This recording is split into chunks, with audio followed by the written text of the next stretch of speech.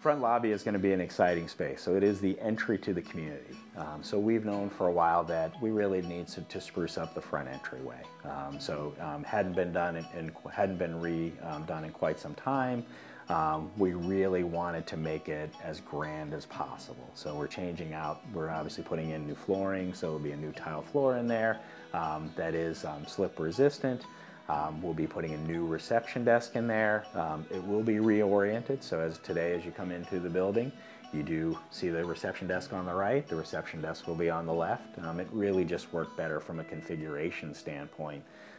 The other change is that from the lobby today, you really can't see a lot into the community, whereas in the future, when we open up a lot of the spaces, you'll really be able to come into the community, not only see the new beautiful lobby, but you'll be able to see beyond it as well. So you'll be able to see into the courtyard, you'll be able to see into some of the new dining spaces that will be there. So I think that will be much more welcoming for people entering the building.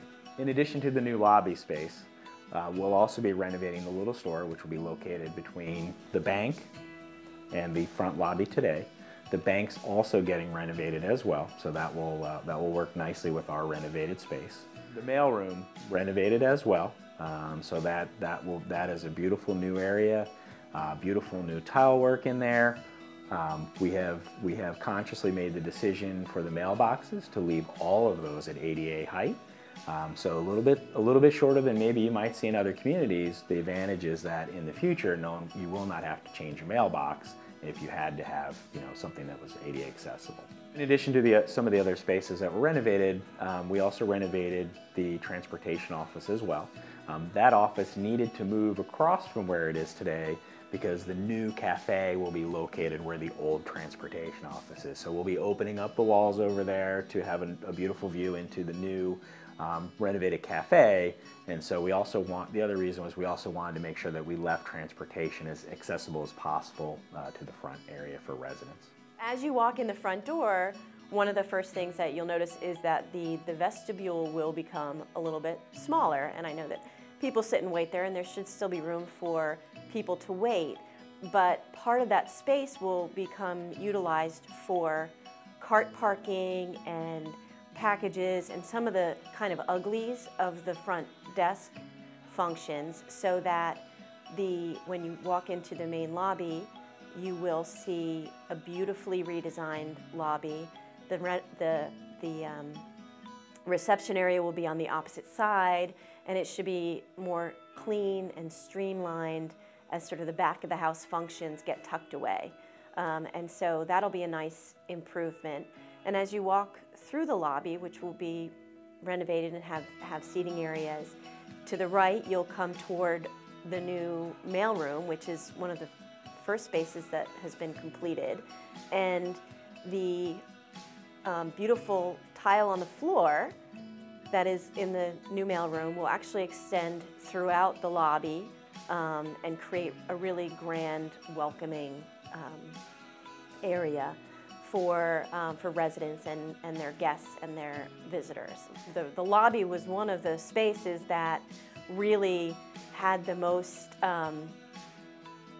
demand for attention. People were always asking, oh, when are you going to update the lobby? So we're really looking forward to that part of the project.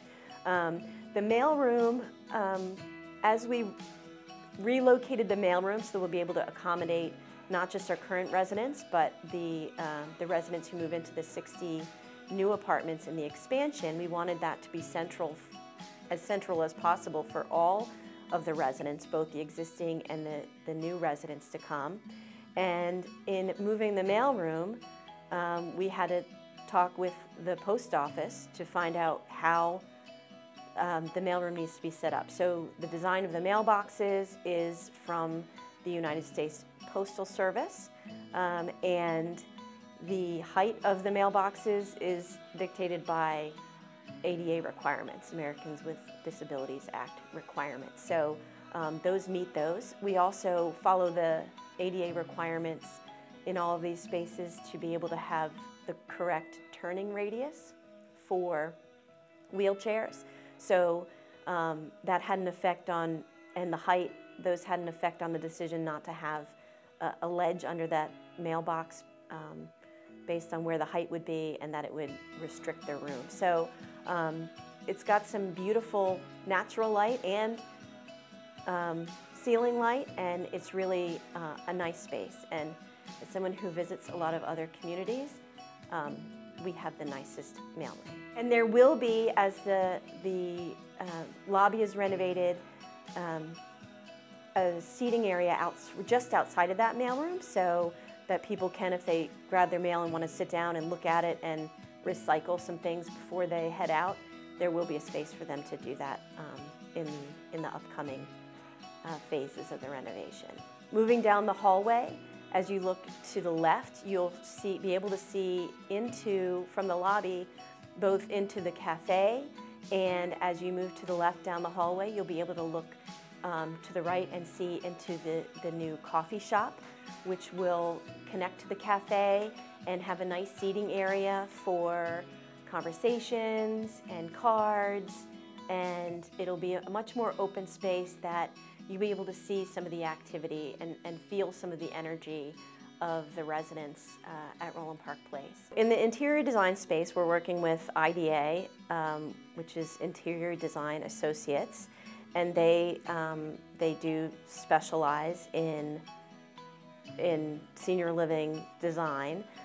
So they're very aware of making sure that the fabric on the chairs are made of the right materials so that they're stain resistant and are washable and have the right number of rubs. There are all these technical things that they look at to make sure that they really make sense for senior living. Things like making sure that all the chairs have arms and they're in the right place, that they're helpful for people to get up, to make sure that the floor, as beautiful and elegant as it is, has the right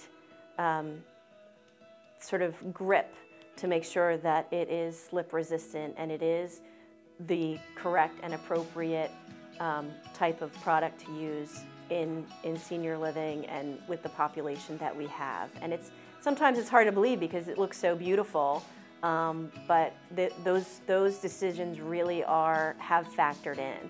And you'll see the design boards up now with some of the fabric choices and the flooring choices. And a couple of things to keep in mind when you look at those is that you're not going to be looking at the carpet a foot away from your face. You know, you're going to be looking at it sort of spread out in front of you. So it's really just to kind of give you those color concepts and help you understand the feeling of the room.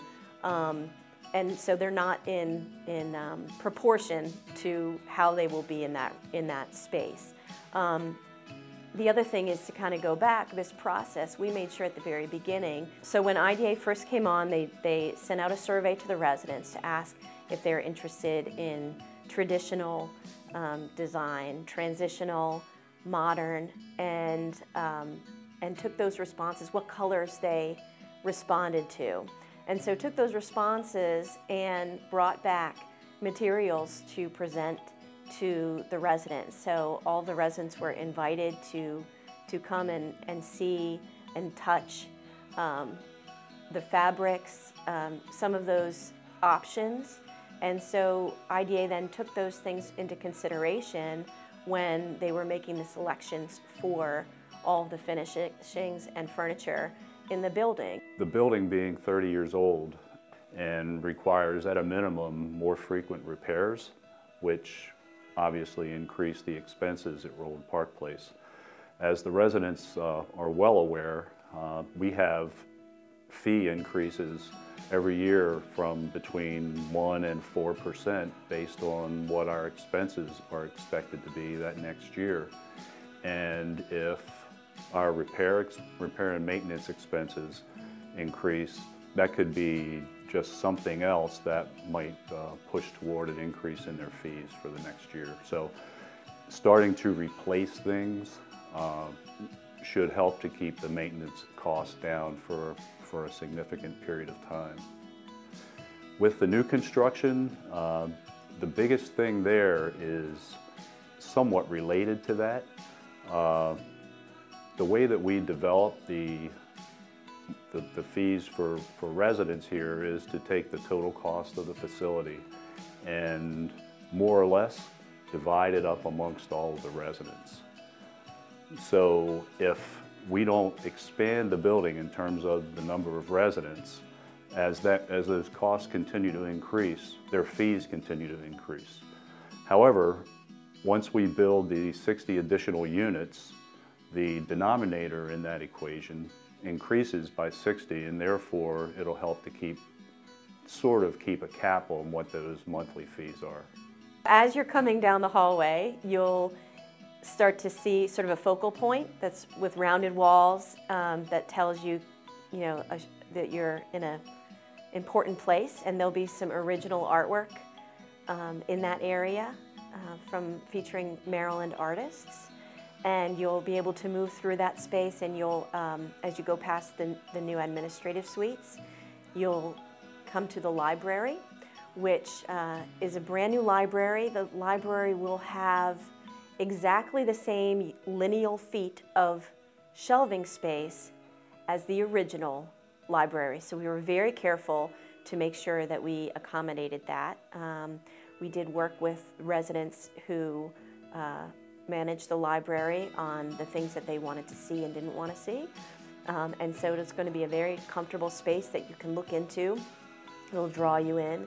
It will also be a place with two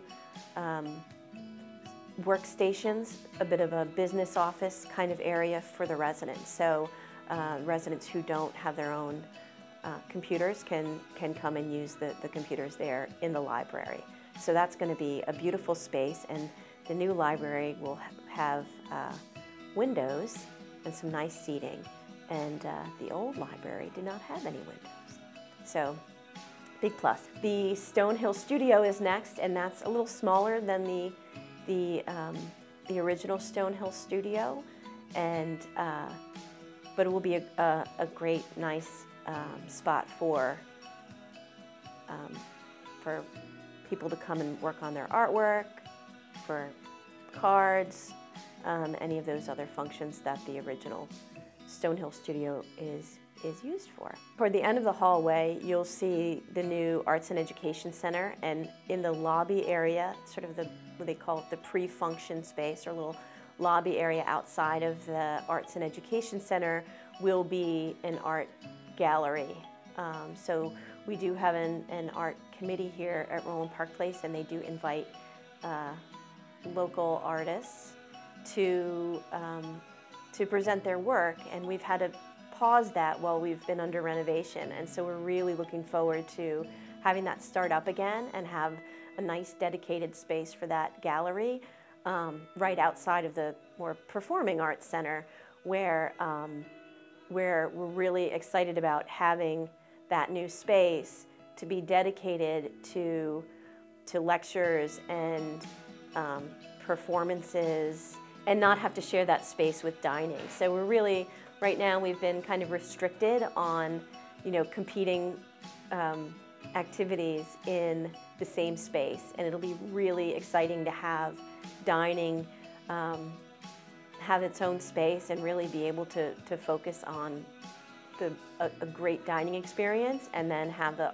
Performing Arts Center be able to focus on a great entertainment experience. And of course, we'd love it to be able to seat lots and lots and lots of people, but it is nice to have it be dedicated and a nice large space, and a lot of thought and care went into the design of that space.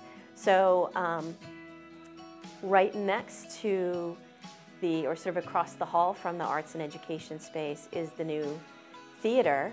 And the nice thing about having a dedicated theater is that, for smaller lectures or documentaries, films, a lot of the things that are currently shared in the Clipper Mill space will be able to be moved to the dedicated theater space. And so it'll be really designed for that type of thing. You won't have to look around a pillar to be able to see the screen. And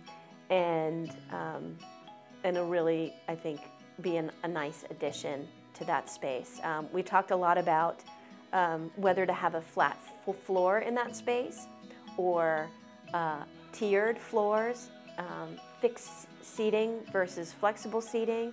And so we came up with a bit of a combination where the back half of the room has, 2 tiers of fixed seating, and the front half has the flexibility of seats that can move and are on a flat surface. So the chairs can be moved, a wheelchair can be brought in, and it really will function for everyone who wants to use it. I think the most exciting part about the auditorium is that today we have a shared space. So that shared space is we share a dining facility with our auditorium. So it becomes shared space. There's more conflicts. It's a conflicted dinner. There's conflicts for a lot of the functions that happen within the auditorium.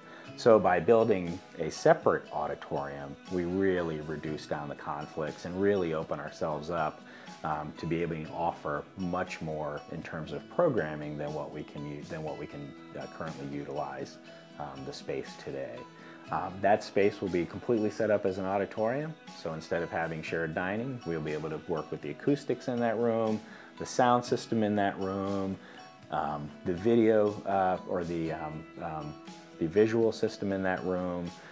So really trying to make it as state of art as possible.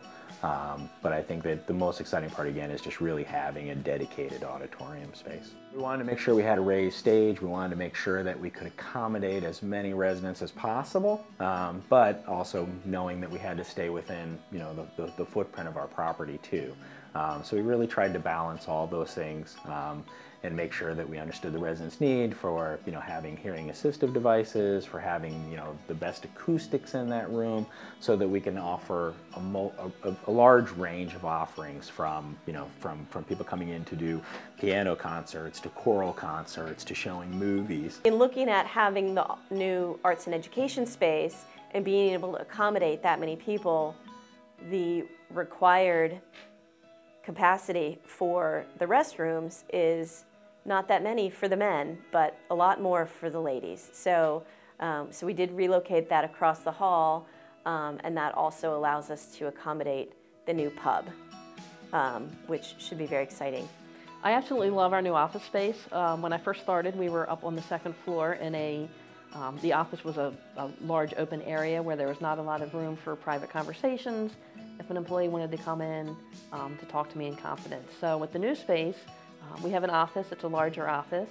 We are very accessible to the employees. We're right around the corner from the time clock and also the employee entrance. So that really enables us to see almost everybody when they come in and out of the building if they walk down that hallway, which is great. My focus is to be available for the employees, all 3 shifts, and what better way than to be right where they come and go out of the building every day. That's where HR needs to be, right in the thick of things, so that everybody can come in and see us, that we're a friendly face. We are there to assist them in anything they need every day. The way we have the office configured is we set up 2 computers that can be used for training, or as we begin to implement newer things in HR and streamline processes, we can use the new computers when new employees are hired to do their paperwork and streamline the hiring process to make it a lot more efficient.